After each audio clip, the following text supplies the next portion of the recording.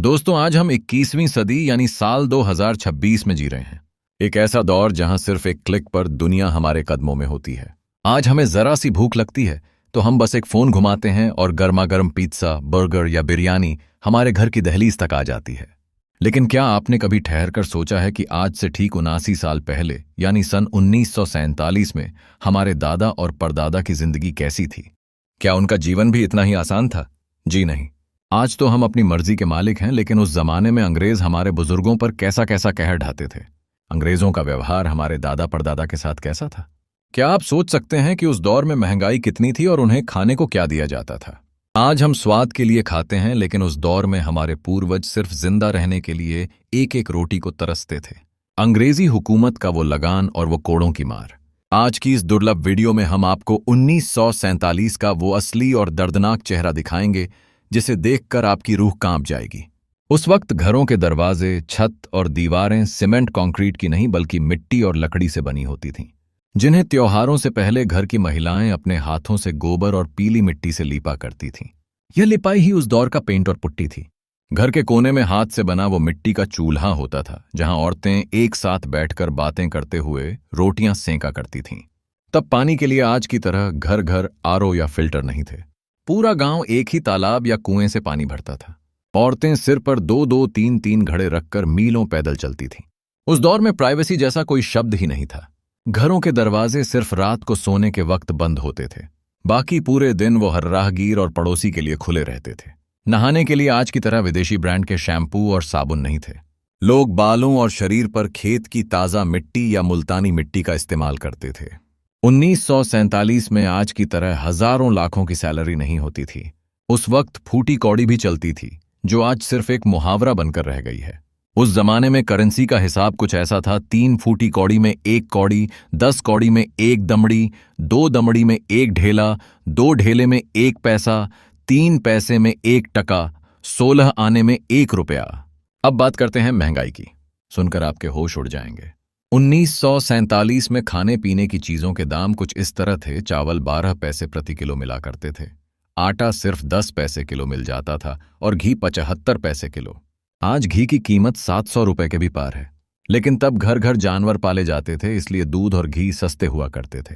दूध 12 पैसे किलो, वही चीनी 40 पैसे किलो। सोना 10 ग्राम सोने की कीमत सिर्फ 88 रुपए थी। आज वही सोना 75,000 के करीब है। अब बात करते हैं लोगों की कमाई की। एक आम मजदूर या खेत खलिहान में काम करने वाला इंसान दिन भर की कड़ी मेहनत के बाद मुश्किल से 20 से 30 पैसे कमा पाता था।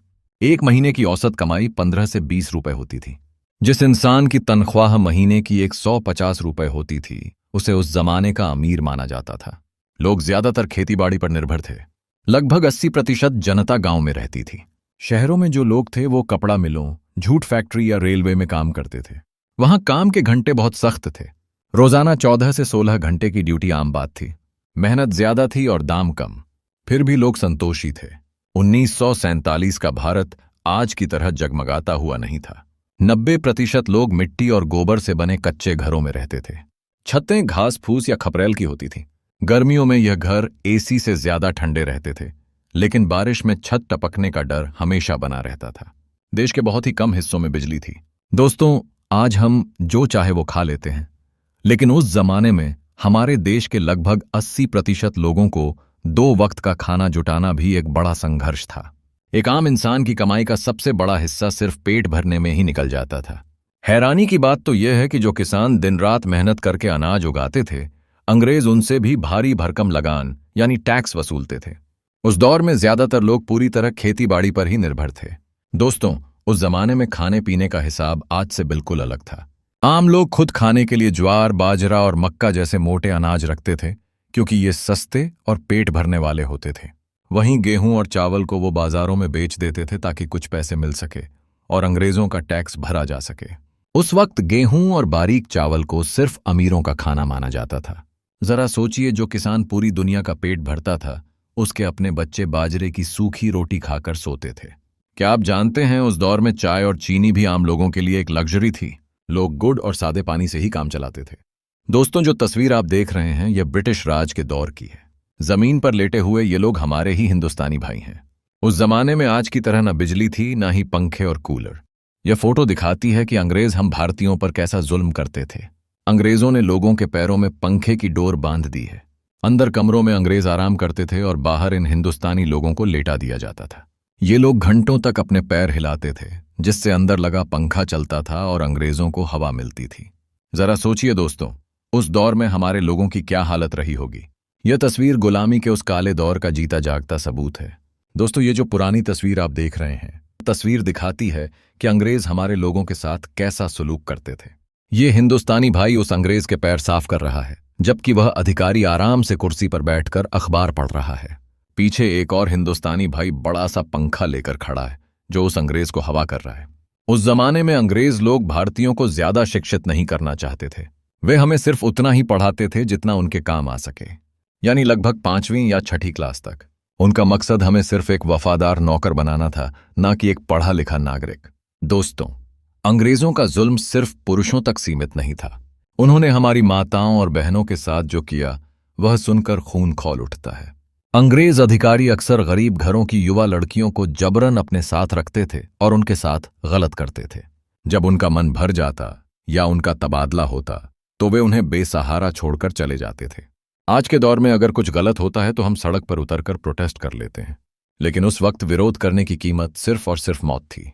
अगर कोई भारतीय मजदूर काम करने से मना करता या जुल्म के खिलाफ आवाज उठाता, तो उसे सरेआम कोड़ों से पीटा जाता था। विरोध करने वालों को जेलों में डाल दिया जाता था, जहां उन्हें हफ्तों तक भूखा रखा जाता। 1855 के बाद तो हालात यह थे कि विरोध की आशंका होने पर भी पूरे के पूरे गांव जला दिए जाते थे और लोगों को तोपों के सामने खड़ा करके उड़ा दिया जाता था। अंग्रेजों ने डर का ऐसा माहौल बनाया था कि कोई सिर उठाने की हिम्मत न कर सके। आज हम 21वीं सदी में आजाद हवा में सांस ले रहे हैं, लेकिन उस दौर की मुश्किलें और जुल्म हमें कभी नहीं भूलनी चाहिए। ये आज़ादी हमें कितनी बड़ी कीमत चुकाकर मिली है, ये आज की जनरेशन को बताना बहुत ज़रूरी है। अगर आपको आज की यह जानकारी पसंद आई हो तो वीडियो को लाइक और शेयर ज़रूर करें, ताकि हर भारतीय को अपना असली इतिहास पता चल सके। कमेंट बॉक्स में हमारे वीर शहीदों और पूर्वजों के सम्मान में जय हिंद लिखना ना भूलें, और ऐसी ही ऐतिहासिक और दिलचस्प वीडियो देखने के लिए हमारे चैनल को अभी सब्सक्राइब करें। मिलते हैं अगली वीडियो में, तब तक के लिए जय हिंद, जय भारत।